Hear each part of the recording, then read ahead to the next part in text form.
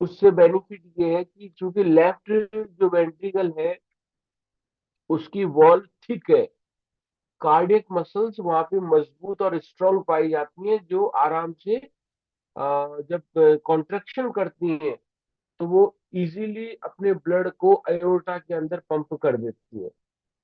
लेकिन चूंकि right ventricle को भी अपना ब्लड पल्मोनरी ट्रंक के अंदर पंप करना होता है, पल्मोनरी आर्टरी में, तो उनके पास तो इतनी मजबूत कार्डियक मसल्स होती नहीं है, वो तो थिन वाल होती है। एज कंपेरेटिवली लेफ्ट वेंट्रिकल के राइट वेंट्रिकल की दीवारें जो है वो पतली है। तो उसको एक्स्ट्रा हेल्प प्रोवाइड करने के लिए, सपोर्ट प्रोवाइड करने के लिए, कार्डियक मसल्स की एक हेयर बैंड जैसी रिंग जो है वो राइट वेंट्रिकल में पाई जाती है। उस रिंग को मॉडरेटर बैंड कहते हैं। ये मॉडरेटर बैंड, तो जब राइट वेंट्रिकल में कॉन्ट्रेक्शन होता है तो ये मॉडरेटर बैंड जो है, कार्डियक मसल्स की जो रिंग है, इसमें भी कॉन्ट्रेक्शन होगा, और ये हेल्प करेगी उसको, राइट वेंट्रिकल को, कि तुम एक्स्ट्रा पुश लगाओ, एक्स्ट्रा प्रेशर लगाओ, कि राइट वेंट्रिकल से ब्लड जो है वो पल्मोनरी आर्टरी या पल्मोनरी ट्रंकी के अंदर पंप हो जाए।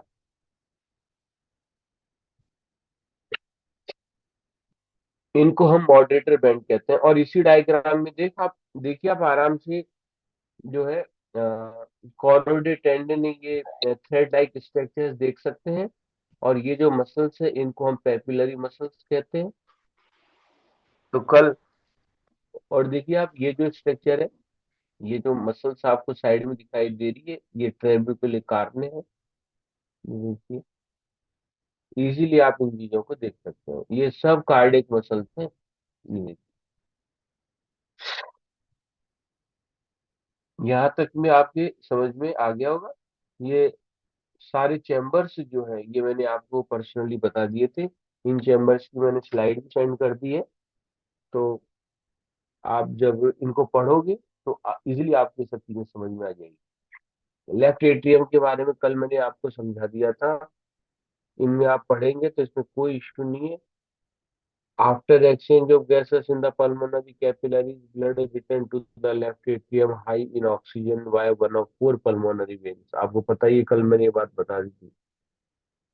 एक्सचेंज ऑफ गैसेस होने के बाद में ब्लड जो है वो लेफ्ट एट्रियम में ऑक्सीजनेटेड ब्लड को लेकर के वापस लौटता है। There are four pulmonary veins, चार पल्मोनरी वेन्स जो है वो लेफ्ट एट्रियम में ऑक्सीजनेटेड ब्लड को ड्रेन करती हैं। Left atrium does not contain pectinate muscles. Left atrium में कोई पैक्टिनेट मसल्स नहीं होती है, ओनली इसके ऑरिकल में, ऑरिकल कल बताया था, इसके ऑरिकल में कुछ पैक्टिनेट मसल्स प्रेजेंट होती हैं। और ब्लड फ्लो नियरली कंटिन्यूस, ये सब मैंने आपकी चीजें समझा दी। मिट्रल वाल होता है लेफ्ट एट्रियम और लेफ्ट वेंट्रिकल के बीच में, मिट्रल वाल यानी कि बाइकस्पिड वाल प्रेजेंट होता है। इसके बाद में लेफ्ट वेंट्रिकल में ब्लड आ जाता है, तो लेफ्ट वेंट्रिकल से ब्लड जो है, it eject blood into the aorta through the aortic semilunar वाल।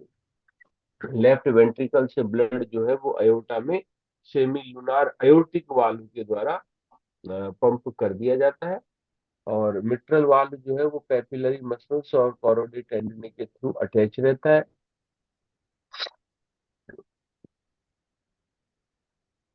ये सब चीजें जो है वो मैंने आपको कल की क्लास में समझा दी।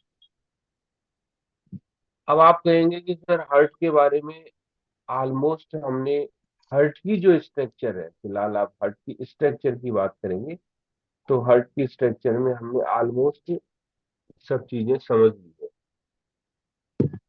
सर्कुलेशन जो है वो तीन टाइप का कल मैंने आपको बताया था, तो पल्मोनरी सर्कुलेशन भी आपको मैंने हार्ट की इनर स्ट्रक्चर के साथ में समझा दिया है कि पल्मोनरी सर्कुलेशन क्या होता है। अब हमारा जो सबसे इम्पोर्टेंट सवाल जो आ रहा है वो ये है कि where is the heart situated. Heart की एनाटॉमिकल पोजीशन क्या होती है, हार्ट कहाँ सिचुएटेड होता है, ये हमारा आज का जो है टॉपिक है। और थोड़ा सा ये टॉपिक 10-15-20 मिनट चलेगा कि हार्ट हकीकत में स्थित कहाँ होता है। कहाँ स्थित होता है हार्ट? हार्ट कहाँ स्थित होता है हमारी बॉडी में? Median tin. आपने, है जी,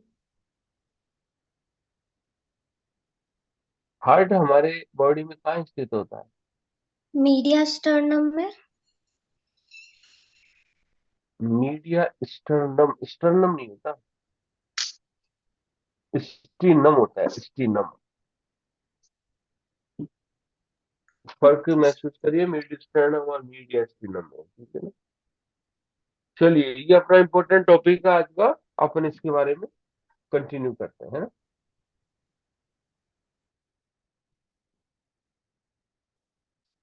टॉपिक है अपना आज का heart location. Heart is situated into the thoracic cavity. मैं आपको डिफरेंट टाइप ऑफ कैविटीज के बारे में we have explained in earlier classes. Thoracic cavity, abdominal cavity, cranial cavity, orbital cavity, pelvic cavity, इन सब कैविटीज के बारे में हमने काफी पहले पढ़ लिया था। उसमें आज फिर हमें देख रहे हैं कि थोरेसिक कैविटी जो है उसके अंदर हार्ट सिचुएटेड होता है सबसे पहले। The thoracic cavity is located above the trunk। धड़ जो होता है, धड़ जिसको आप बोलते हैं ट्रंक, इस ट्रंक पे ऊपर जो कैविटी है वो thoracic कैविटी है। It consist of a bony structure to which many supporting muscles are attached। thoracic cavity जो है एक bony फ्रेमवर्क से बनती है, पतली पतली हड्डियों के ढांचे से मिलकर के जो केज बनता है उसको हम बॉनी केज कहते हैं। और उस बॉनी केज में बहुत सारी सपोर्टिंग मसल्स जो है वो प्रेजेंट होती हैं। उन सब से मिलकर के जो कैविटी बनती है उस कैविटी को थोरेसिक कैविटी कहते हैं। थोरेसिक कैविटी के एंटीरियरली अपन देखें तो क्या प्रेजेंट होता है? थोरेसिक कैविटी जो है ये आपकी थोरेसिक कैविटी ध्यान दीजिएगा, ये इन थोरेसिक कैविटी के एंटीरियरली आगे की तरफ यदि अपन देखें तो आपको क्या क्या चीज दिखाई दे रही है? देखिए, आपको ये ब्रेस्ट बोन दिखाई दे रही है, जिसको आप इस ब्रेस्ट बोन को मिड स्टर्नम कहते हैं। स्टर्नम, STERNUM, आप ध्यान रखिएगा ये वर्ड, स्टर्नम कहते हैं इसको, ठीक है ना। तो स्टर्नम है, ये जो आप ब्लू, लाइट ब्लू देख रहे हैं, ये इंटरकॉस्टल कार्टिलेजस है। इंटरकॉस्टल कार्टिलेजस ये कहलाते हैं। रिब्स को स्टर्नम के साथ अटैच करने के लिए जो कार्टिलेज प्रेजेंट होते हैं इनको हम इंटरकॉस्टल कार्टिलेज कहते हैं। और एंटीरियर इंटरकॉस्टल मसल्स, यानी कि दो रिब्स के बीच में जो मसल्स पाई जाती हैं उनको हम इंटरकॉस्टल मसल्स कहते हैं। तो अब बात आ गई कि मिडस्टर्नम, इंटरकॉस्टल कार्टिलेजेस, और यह है आपकी रिब्स और इंटरकॉस्टल मसल्स, ये चार स्ट्रक्चर जो है वो मिलकर के बनाती हैं anterior part of the thoracic cavity. ये देखिए आप, sternum, ribs, intercostal muscles. Posteriorly क्या होता है इस कैविटी के? Thoracic vertebras. ये ये देखिए, थोरेसिक जो वर्टिब्राएं होती हैं, यहाँ पीछे की तरफ से आप देखेंगे ये वर्टिब्राएं दिख रही होंगी। तो यहाँ पे जो वर्टिब्रा है ये T12 वर्टिब्रा है, थोरेसिक 12 यहाँ खत्म हो जाती है। तो T12 वर्टिब्रा, T1 से लेके T12 थोरेसिक वर्टिब्राएं जो है वो इस थोरेसिक कैविटी के पोस्टीरियरली पाई जाती हैं। और आप इसको बेहतर डायग्राम देखेंगे तो ये वाला देखिए डायग्राम, ये जो वर्टिब्रा है T1 से लेके और T12 तक की जो वर्टिब्रा है ये आपके थोरेसिक कैविटी के पोस्टीरियरली प्रेजेंट होती है, पीछे की प्रेजेंट होती है। फिर सुपीरियरली यदि आप देखेंगे तो structure form the cervical spine. अब आप खुद ही देख लीजिए, आपकी थोरेसिक कैविटी जो है, आपकी छाती जो है उसके ऊपर क्या है? वो सभी स्ट्रक्चर्स प्रेजेंट है जो आपकी नेक में प्रेजेंट है। आपकी नेक की तो हुई थोरेसिक कैविटी से ऊपर, तो नेक के अंदर जितनी भी स्ट्रक्चर्स है वो इसकी सुपीरियरली है। चाहे आपके ट्रेकिया हो, चाहे आपके क्लेविकल बोन हो, चाहे आपके ईसोफेगस हो, चाहे जितनी भी नर्व वगैरह आती हैं, चाहे आर्टरी आती हो, ये सब जो है वो आपके, इसके अलावा सर्वाइकल वर्टिब्राई जो है, ये सब एंटी सुपीरियर पोर्शन बनाती हैं थोरेसिक कैविटी का। थोरेसिक कैविटी के इंफीरियरली क्या होता है? Dome shaped diaphragm. आपको बताया ना, थोरेसिक कैविटी और abdominal cavity separated by the diaphragm. तो वो जो डायफ्राम है, डायफ्राम देखिए, जब आप कभी स्टडी करते हैं तो आप ये ध्यान रखिएगा कि डायफ्राम थोरेसिक कैविटी के इंफीरियरली होता है, नीचे होता है, लेकिन जब हम अब्डोमिनल कैविटी की बाउंड्रीज पढ़ते हैं तो वही डायफ्राम अब्डोमिनल कैविटी के सुपीरियरली हो जाता है। तो आप कंफ्यूज मत होइए, आप इन चीजों को बारीकी से समझने की कोशिश करिए। जो चीज किसी की छत बन रही है वो किसी की फर्श भी तो हो सकती है, वही वाली बात। तो जो डायफ्राम थोरेसिक कैविटी के इंफीरियरली प्रेजेंट होता है, वही डायफ्राम जब हम अब्डोमिनल कैविटी के लिए पढ़ेंगे तो हम ये पढ़ेंगे कि सुपीरियरली प्रेजेंट है अब डायफ्राम अब्डोमिनल कैविटी के लिए। और लेटरली जो है intercostal muscles and 12 pair of ribs. यहाँ देखिए आप, ये साइड में भी इंटरकॉस्टल मसल्स यहाँ से पूरी चलती है। ये दो रिब्स के बीच में कंप्लीट जो है वो इंटरकॉस्टल मसल्स प्रेजेंट होती है। मैं दिखाऊंगा कहीं आपको किसी डायग्राम में, जब आएगा कि इंटरकॉस्टल मसल्स कैसे अरेंज होती हैं यहाँ पे। और रिब्स जो है ये इसकी लेटरल साइड का फॉर्मेशन करती हैं। तो इन सभी स्ट्रक्चर्स की बाउंड्री से मिलकर के जो कैविटी बनती है, उस कैविटी को हम थोरेसिक कैविटी कहते हैं। अब देखिए, ये एक बोन है, इस बोन को हम कहते हैं, देखिए कई नाम है, आप कंफ्यूज ना हो जाए। आप इसको ब्रेस्ट बोन भी कहते हैं, इसको आप स्टर्नम भी कह सकते हैं, इसको आप मिड स्टर्नम भी कह सकते हैं। कुछ राइटर मिड स्टर्नम कहते हैं, कुछ केवल स्टर्नम कहते हैं, कुछ इसको ब्रेस्ट बोन कहते हैं। तो तीनों में से आप कोई सा भी वर्ड यूज कर सकते हैं। ये जो आपको एक लॉन्ग फ्लैट बोन, ये लॉन्ग लंबी होती है, और फ्लैट, फ्लैट का मतलब ये चपटी होती है। ये जो लॉन्ग फ्लैट बोन आपको दिखाई दे रही है, इसको हम मिड स्टर्नम कहते हैं। इस स्ट्रक्चर को आप समझिएगा कि ये जो स्ट्रक्चर है, यहाँ पे इसकी ये जो ring shape, half ring shape दिखाई दे रही है आपको, ये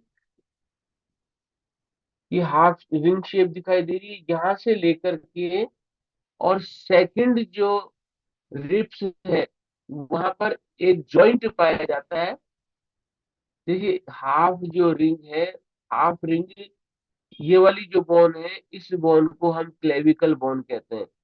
तो दो क्लेविकल बोन के बीच में जो ये हाफ रिंग यहाँ पे प्रेजेंट है, यहाँ से इस मिड स्टर्नम बोन जो है वो यहाँ से स्टार्ट होती है, और उसके बाद में ये जाती है जिफोइड प्रोसेस तक।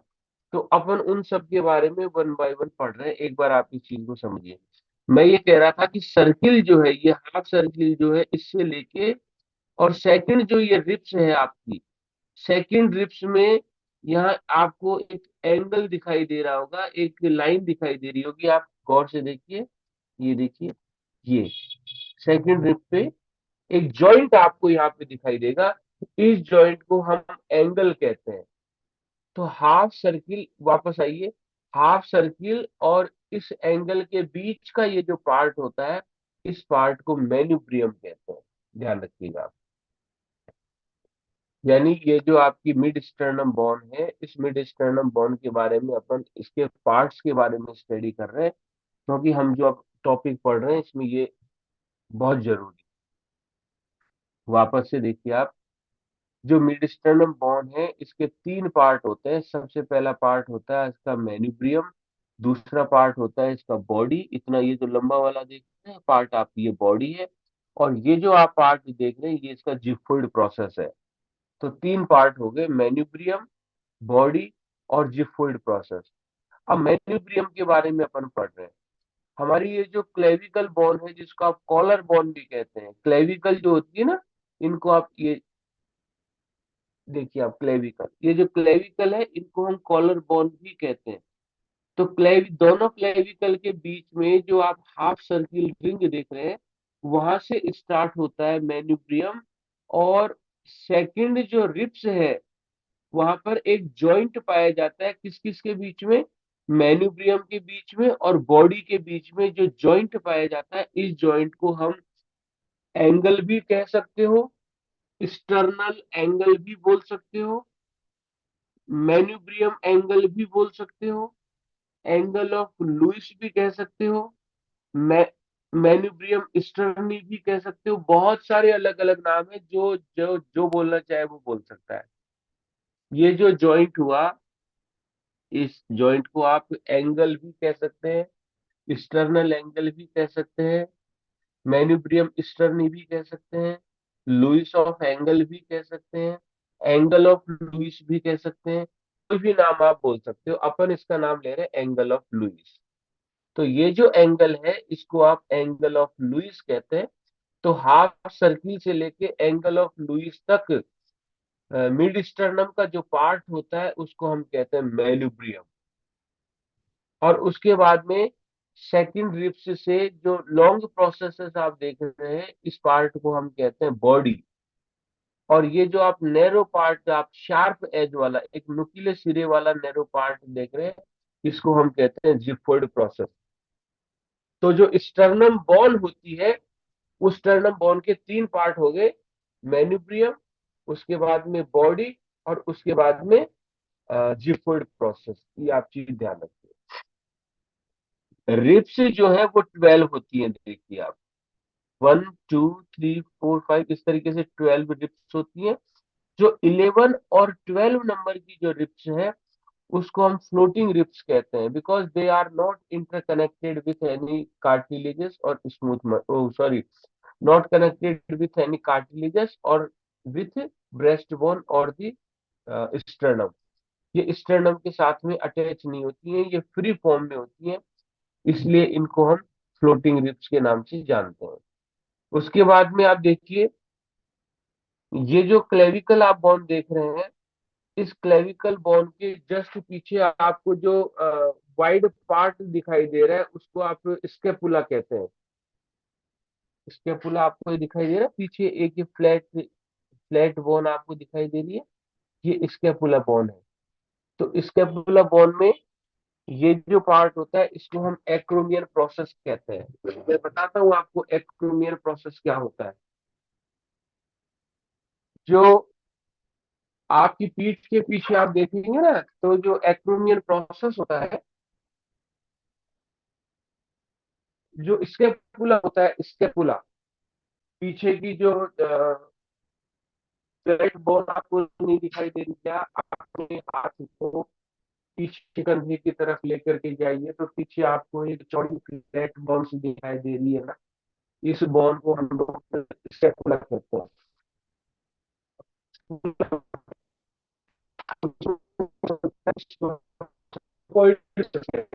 एक्रोमिक प्रोसेस है, और कोई प्रोसेस दूसरा होता है, उसको हम एक्रोमिक।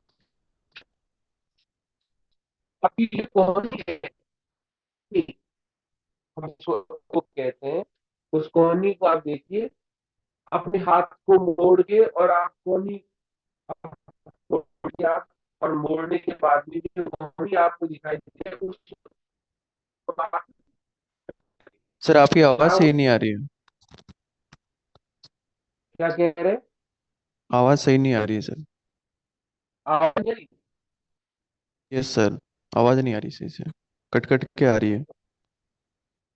अच्छा, मैं एक बार चेक करूँ।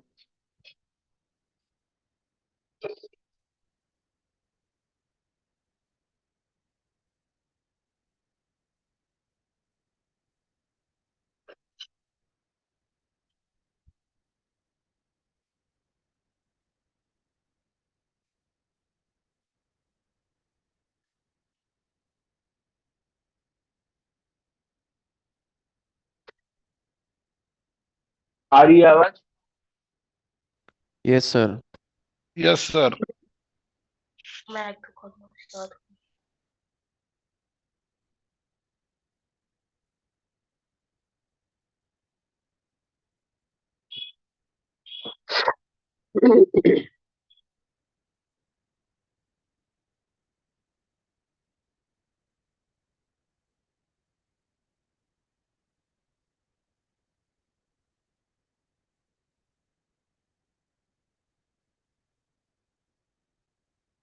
देखिए,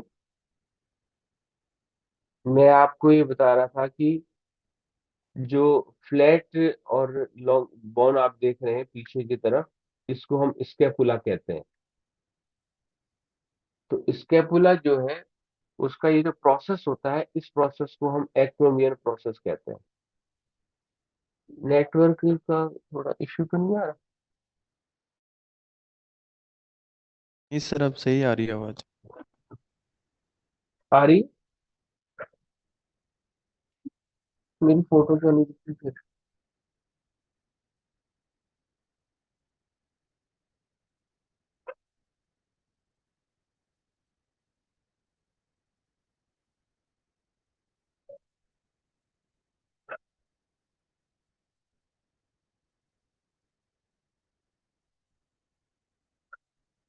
दिख नहीं?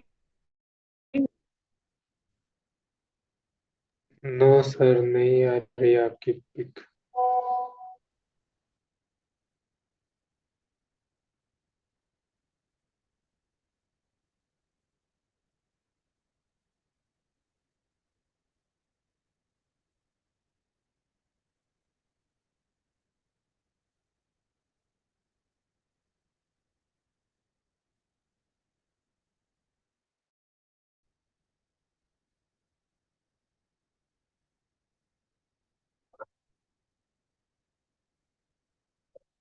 आपको स्लाइड तो दिखाई दे रही है? Yes sir. यस सर, अच्छा स्लाइड ठीक। दिख रही है। आप पढ़ा दो, एसवी पढ़ा दो।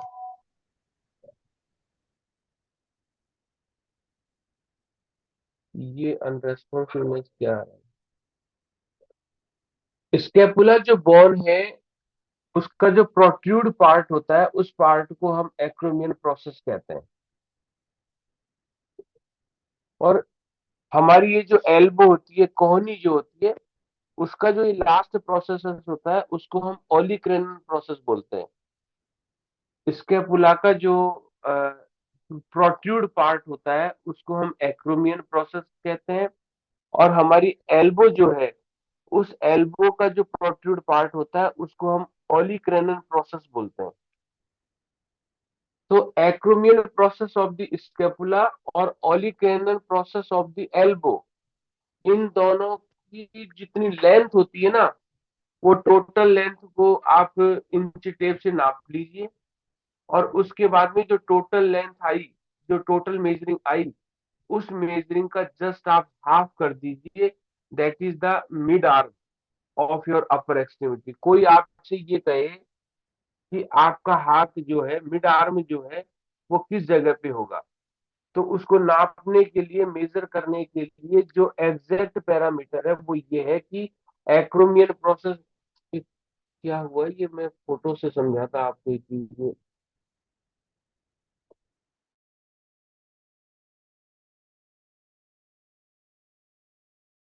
Sir, maybe network issue आ रहा है।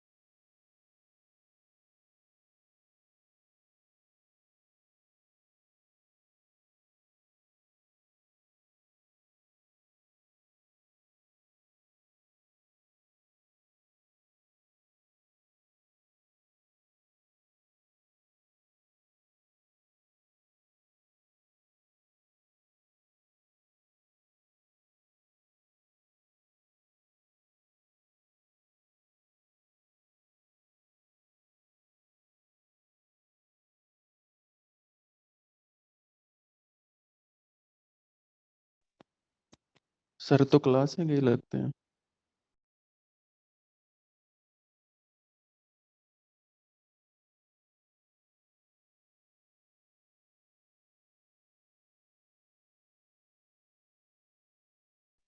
सर गए क्लास हैं, किसी और को होस्ट बना दिया। नितिन है ना, नितिन भाई क्लास चालू कर, नितिन पढ़ा हमको तो।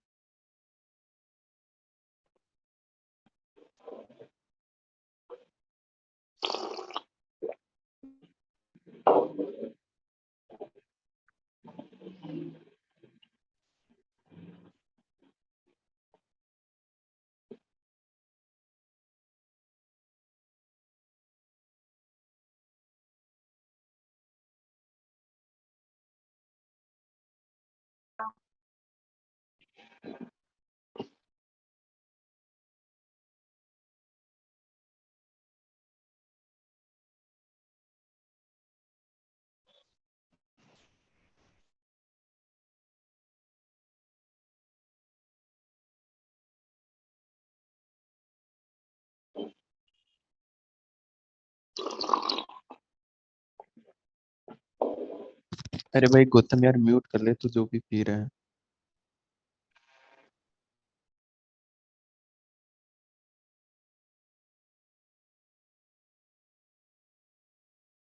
सर आपकी आवाज नहीं आ रही।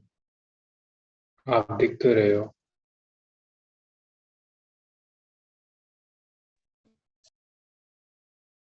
सर आपकी आवाज नहीं आ रही है।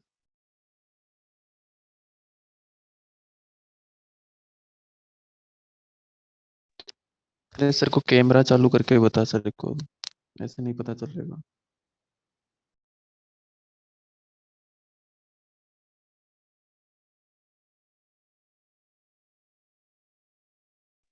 मैसेज टाइप करना पड़ेगा।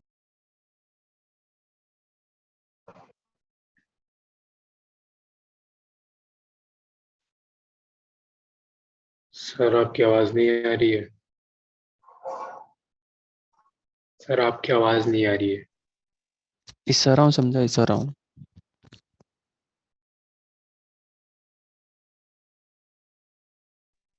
सर तो उसको देखेंगे तब। सर शायद नहीं देख रहे होंगे तब।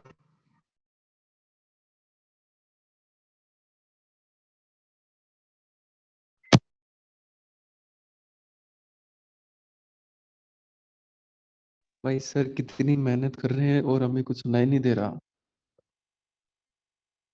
यार क्या कर सकते हैं।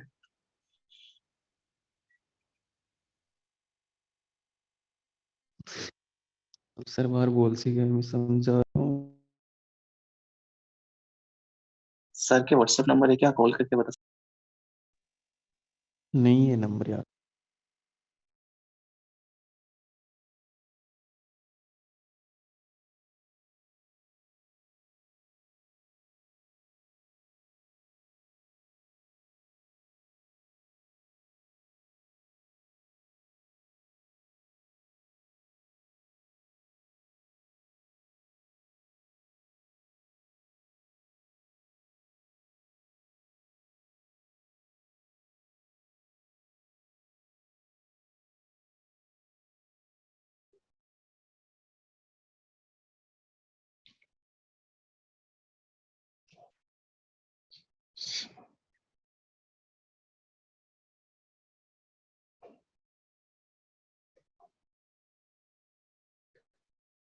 सर आपकी आवाज नहीं आ रही। वीडियो आ रहा है सर, आवाज नहीं आ रही। ग्रुप में करता हूँ टेक्स्ट, क्या पता आप देख लें। सर को पर्सनली मैसेज किया है इस पे, जूम पे मैंने, सर देख रहे ही नहीं। सर मैसेज हाँ तो देखते ही पढ़ा नहीं। नहीं। मैं विकास जी को करता हूँ कॉल, उनको बोलता हूँ। तो स्क्रीन पे शो भी तो होता है ना, मैसेज करते हैं अपन पर्सनली।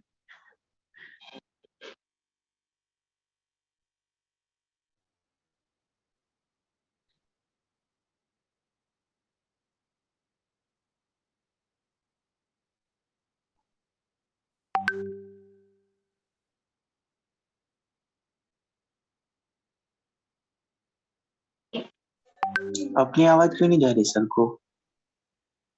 सर तो कंटिन्यू आए जा रही है, स्लाइड भी चेंज करेंगे। सर ने कनेक्ट ऑडियो नहीं किया है इसलिए हो रहा है। हाँ वही तो कंटिन्यू पढ़ाया जा कनेक्ट रहा ऑडियो है। नहीं किया इसलिए हो रहा है। बोले जा रहे हैं, आवाज आ रही नहीं है, सर को भी हमारी नहीं आ रही। सर किसी और को बुला रहे हैं। सर आवाज नहीं आ रही। सब हैंड रेज कर ले, क्या दिख जाएगा सर को?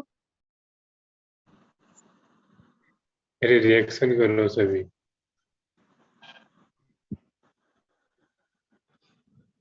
सब बाहर निकल जाते हैं फिर वापस ज्वाइन कर लेते सर फिर अंदर कौन देगा फिर?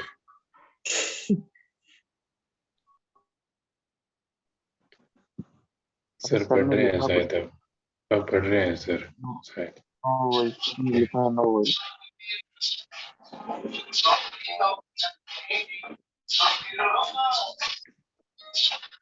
लग से बोल, तूने हाथ उठाया है, लग से बोल। अरे कोई गाना मत सुन। सर आवाज नहीं आ रही आपकी।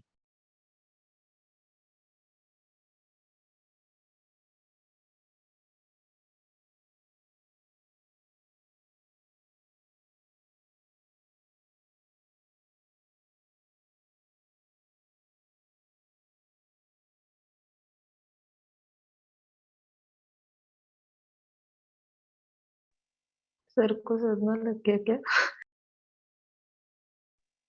आंखें फाड़ फाड़ के देख रहे हैं सर को।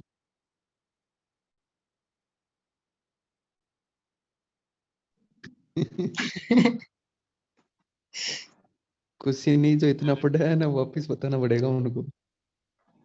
और अभी बोलेंगे ऑफिस के लिए लेट हो जाएंगे।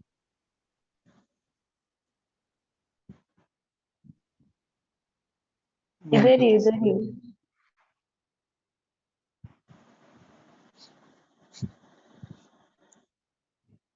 सर कौन से सदमे में चले गए? सर गहरे देख रहे हो क्या सदमे। रहा है ये? कुमकुम अरे खाया सर थी। लीव करके वापस ज्वाइन कर भाई लो सर तो सर। पढ़ाने लग गए, वापस वापस पढ़ाने लग गए सर तो। तो वहीं पे स्टॉप रहता था। नहीं, अब कनेक्ट कर रहे हैं शायद एक ऑडियो। कनेक्ट हो रहा है ऑडियो।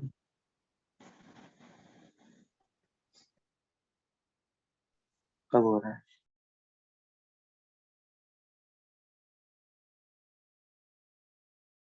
अब दोबारा कर रहे हैं। मेरा आइडिया काम कर रहा।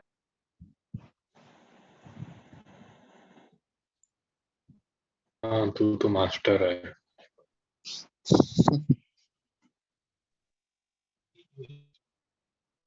यही पढ़ा लेंगे। कुमकुम क्या काम कर गया रे? जायरा से पूछ। पूरा बोले।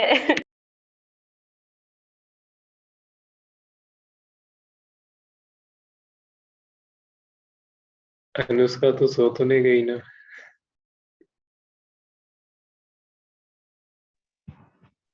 अब सर का नेट भी तो महान है। वोडाफोन की सिम लग लगता रही है क्या? लगता है सर का रिचार्ज खत्म हो गया। या फिर बीएसएनएल की है? वोडाफोन तो मेरे पास भी अच्छा चलता है। बीएसएनएल कौन की लग से रही एरिया है। में रहते हैं तो सर? कोई जरूरी थोड़ी है तेरे वाला उधर सर के घर पे नेटवर्क पकड़ेगा।